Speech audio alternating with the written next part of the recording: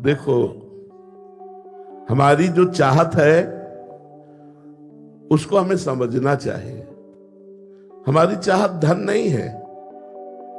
अगर धन से वस्तुएं न मिलती तो धन का कोई महत्व नहीं होता। वस्तुओं को अगर हम इंद्रियों से न भोगे तो वस्तुओं का कोई महत्व नहीं होता। प्रधान बात आई इंद्रियों के भोग से, और इंद्रियां इन झूठे भोगों से कभी तृप्त नहीं हो सकती। हमारी जो चाहत है उसे समझना चाहिए। हमारी चाहत है अखंड सुख जिसमें दुख का लेश न हो। हमारी चाहत है कोई हमें ऐसा प्यार करे जो सिर्फ हमें प्यार करे। तीसरी चाहत है कि शांति, अखंड शांति हम चाहते हैं। चौथी बात है मरना नहीं चाहते, अविनाशी। चार बातें देख लो सब लोग। सुख जिसमें दुख का लेश ना हो, दुख का बिल्कुल लेश ना हो। प्यार जो मुझे करता हो, मेरे शरीर से नहीं, मेरी वस्तुओं से नहीं, मुझे प्यार करता हो, ऐसी दृष्टि नहीं है।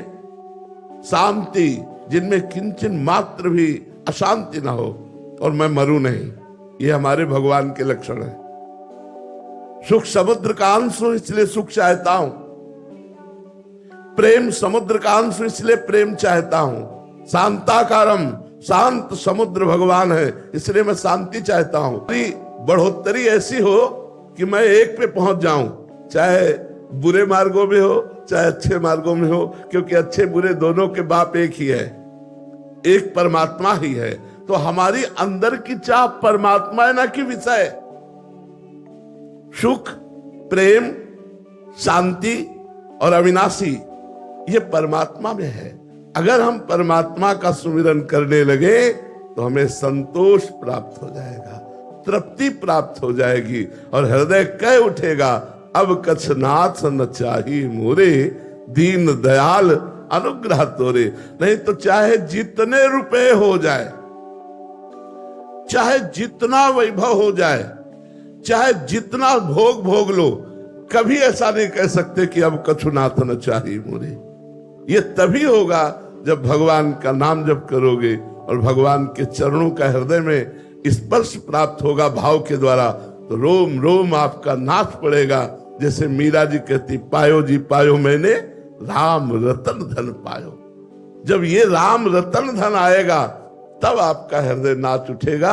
नहीं तो चाहे जितना बड़ा पद हो, चाहे जितना वैभव हो, चाहे जितना सुंदर मकान हो, फिर भी और प्राप्त करने की इच्छा होगी, और जाना कुछ नहीं है साथ। शरीर भी साथ नहीं जाएगा तो और क्या जाएगा। इसी भ्रम में हमारा जीवन नष्ट हो जाता है। विवेकवान वही है जो सावधान होकर अपने जीवन को काटे, भगवत स्मरण करते हुए, धर्म का पालन करते हुए, कर्तव्य का पालन करते हुए जो जीवन काटता है वो परम पद का अधिकारी होता है। इसलिए धर्म से चलो, भगवत स्मरण परायण रहो, अपने कर्तव्य को अपनी पूजा समझो, तो सब काम बन जाए। जब ग्रंथि हो तब ना छूटे, जड़ चेत नहीं ग्रंथि पड़ गई यद्यपि मृषा। मृषा माने झूठी, मतलब लगी ही नहीं। ये भ्रम हो गया है हमें। भ्रम से इस पांच भौतिक देह को अपना स्वरूप मान लिया है। यद्यपि हम आत्मस्वरूप हैं, चिदानंदमय हैं, पर हम अपने स्वरूप को भूल करके और देह को अपना मान लिया। सब कुछ छोड़ के जाना है, ये सबको पता है, लेकिन शुद्ध ज्ञान नहीं, अशुद्ध है। मतलब वो जानकारी अपने जीवन में प्रयोग नहीं कर पा रहा।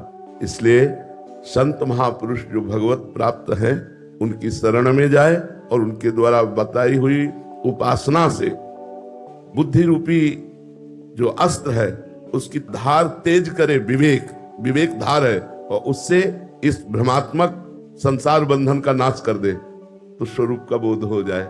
यद्यपि कभी स्वरूप न बंधन को प्राप्त हुआ है, न है, न होगा, पर छूटती कठिनाई बहुत कठिनता है, क्योंकि इसको हमने पकड़ रखा है।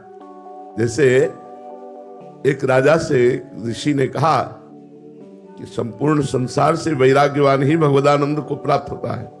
तो उनका माया ने मुझे पकड़ रखा है, मैं कैसे भगवदानंद को प्राप्त करूं। तो एक दिन टहलने जा रहे थे तो ऋषि ने आम के वृक्ष को ऐसे पकड़ लिया, बोले राजन मुझे छुड़ाइए, इस वृक्ष ने मुझे पकड़ रखा है। तो राजा बहुत जोर से हंसे और बोले, महाराज क्यों विनोद करते हो, आपने वृक्ष को पकड़ रखा है। बोले, हाँ, आपने माया को पकड़ रखा है, माया ने आपको नहीं। तो हम लोगों ने अपने आप को स्वयं भोगों की चाह वाला जो शरीर है इससे राग कर लिया और अपने स्वरूप का विस्मरण कर लिया। इसलिए हमारे पुनरपि जननम पुनरपि मरणम वह श्री भगवान। खूब नाम जप करो, भगवान की शरण में हो जाओ तो सोई जानई जेहि देहु जनाई, और जानत तुम्हें तुम्हें हो जाई। वही जान पाता है हे नाथ जिसे आप जना देते हो, और जो आपको जान जाता है वो आप मैं हो जाता है, अर्थात भगवत स्वरूप हो जाता है। तो बिना आराधना के ये भ्रम छूटने वाला नहीं। जासु कृपा सब भ्रम मिट जाई, गिरजा सोई कृपालु रघुराई। बिना भगवान का भजन किए, बिना उनकी कृपा के ये जड़ चेतन की भ्रमात्मक ग्रंथि का भेदन होना बहुत कठिन है।